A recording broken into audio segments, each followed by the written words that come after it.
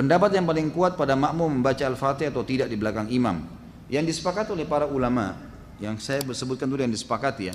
Yang disepakati adalah kalau sholatnya sir, tidak ngerasin suara, seperti misalnya duhur, asar, kemudian rakaat ketiga maghrib dan 2 rakaat terakhir isya, gitu kan?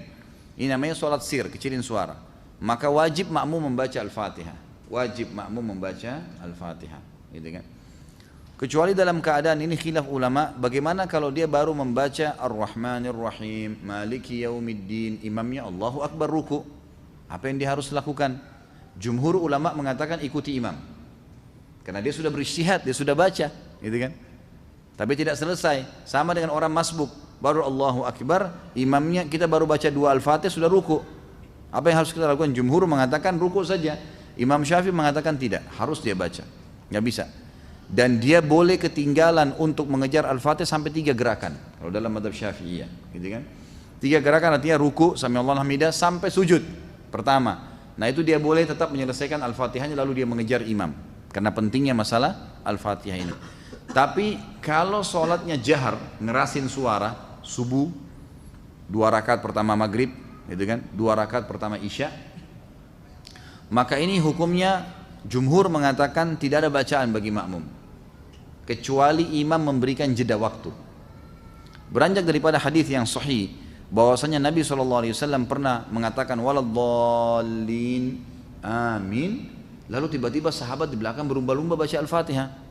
Jadi ada suara bergemuruh gitu, sehingga bacaan Nabi SAW, Nabi sendiri terganggu SAW, dan makmum juga tidak konsentrasi dengar bacaan ayatnya beliau. Beliau begitu salam lalu beliau mengatakan mali unazi', kenapa tadi saya diganggu dengan bacaan kalian? Kata perawi hadisnya kalau saya tidak salah Abdullah bin Umar radhiyallahu anhu berkata, mulai semenjak itu saya tidak pernah lagi membaca Al-Fatihah di belakang Nabi SAW kalau sholatnya jahar, kalau sholatnya ngerasin suara gitu. Ulama-ulama seperti Imam Syafi'i rahimahullah melihat bahwasanya orang yang membaca Al-Fatihah baik sholatnya jahar, kerasin suara atau sir, itu wajib. Beranjak daripada hadis Nabi SAW yang berbunyi tidak ada sholat bagi orang yang tidak membaca Al-Fatihah. Maka beliau tidak membedakan antara sholat berjamaah atau sholat sendiri.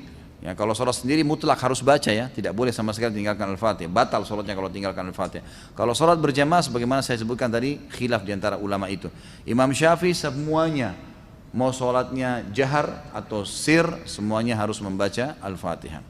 Allahu alam, kalau kita simpulkan, kalau saya simpulkan dari pendapat-pendapat ulama ini, saya melihat kalau seandainya imamnya membaca Al-Fatihah dengan suara keras, jelas, ya, kita dengar ya, kita dengar. Seperti sekarang ada mic. Lain kalau mati lampu gelap, tidak kedengaran suara atau kita terlalu jauh dari imam, itu lain. Walaupun sholat jahar tetap wajib baca Al-Fatihah tuh, karena kita tidak dengar. Karena memang Allah berfirman, umumnya ulama berpegang pada ayat ini, a'udzubillahi minasyaitonirrajim, fa idza quri'al qur'anu fastami'u lahu wa ansitu. Kalau Al-Qur'an dibacakan, dengarkan baik-baik dan ya telitilah, jelihlah. Berarti kasusnya adalah kalau dengar. Kalau dengar kita nggak boleh berkata yang lain, gitu kan? Nah kalau imam sholat jahar, maghrib misalnya, tapi mati lampu, kita di saf ke-5 atau ke-6, ke-7 ke belakang, nggak dengar. Atau sholat di belakang perempuan, nggak dengar sama sekali. Mereka tetap baca Al-Fatihah, selama tidak dengar. Tapi kalau mereka dengar Al-Fatihah itu, seperti tadi imam kita Masya Allah membaca misalnya, kita dengar. Dan pada saat mengatakan waladhdallin, kemudian semua mengatakan amin. Begitu selesai amin, imamnya baca langsung surah. Nah ini Allahu alam, yang lebih dekat pendapat ulama mengatakan tidak lagi baca Al-Fatihah. Kembali kepada hadis, ya, bacaan imam adalah bacaan makmum. Itu sudah ada hadis yang menjelaskan masalah itu. Tapi kalau imamnya jeli dan dia lebih faham masalah fikih menjadi imam, adalah setelah waladhdallin amin, imamnya diam jeda 7 ayat Al-Fatihah. Maka pada saat itu makmum silakan baca, gitu kan? Dia membacanya. Jadi ini tinggal tergantung bagaimana kondisi imam memberikan dia kesempatan. Allahu a'lam.